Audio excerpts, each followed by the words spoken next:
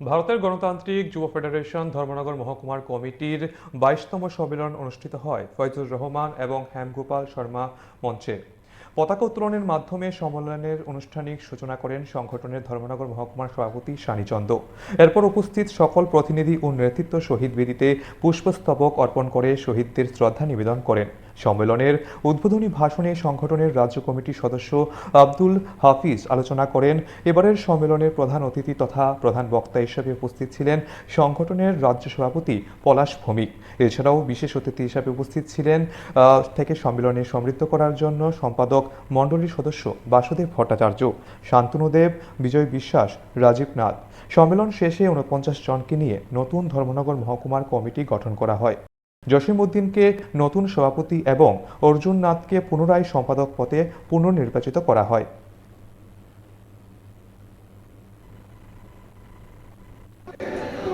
এই সময়ে ভারতের গণতান্ত্রিক যুব ফেডারেশনের বিভাগ স্তরের সম্মেলনের কাজ চলছে। আজকে আমরা ভারতের গণতান্ত্রিক যুব ফেডারেশনের 22তম ধর্মনগর বিভাগীয় সম্মেলনে মিলিত হয়েছি। ব্যাপক উৎসাহ উদ্দীপনা এই সম্মেলনকে লক্ষ্য করে পরিলক্ষিত হয়েছে এবং ধর্মনগরের 14টি অঞ্চল কমিটি থেকে 2 শতাধিক প্রতিনিধি এই সম্মেলনে তারা উপস্থিত হয়েছেন শাসক দলের বাধা, ভয়, ভীতিকে উপেক্ষা করে। এই সম্মেলনে মূলত আমরা আলোচনা করছি বিজেপির শাসনে দেশ এবং রাজ্যে যুবকদের কর্মসংস্থানের উপর যে ভয়ানক আক্রমণ নেমে এসেছে। লক্ষ লক্ষ শূন্যপদ সারা দেশে খালি, আমাদের রাজ্যে হাজার হাজার শূন্যপদ খালি, নিয়োগ সম্পূর্ণভাবে বন্ধ।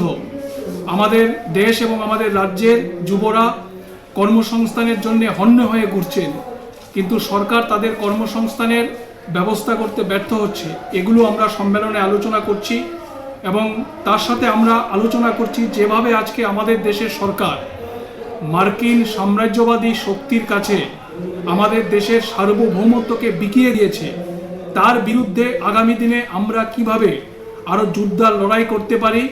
এবং বিশেষ করে ত্রিপুরা রাজ্যের ক্ষেত্রে আমরা উদ্বিগ্ন, এটা হচ্ছে নেশার বারবারন্ত। বিজেপি সরকারে আসার পর 18 সালের নির্বাচনের পরে তারা স্লোগান দিয়েছিল নেশামুক্ত ত্রিপুরা তৈরি করবেন। আজকে বিজেপির শাসনে আমরা যেটা দেখছি, আমাদের রাজ্য ত্রিপুরা উত্তর পূর্বাঞ্চলের মধ্যে এই রাজ্য নেশার হাবে পরিণত হয়েছে। আজকে নেশার স্বর্গরাজ্যে পরিণত হয়েছে ত্রিপুরা। আমাদের রাজ্যের তরুণ প্রজন্ম যারা, তারা নেশার কবলে পড়ে তাদের ভবিষ্যৎ অন্ধকারে তলিয়ে যাচ্ছে।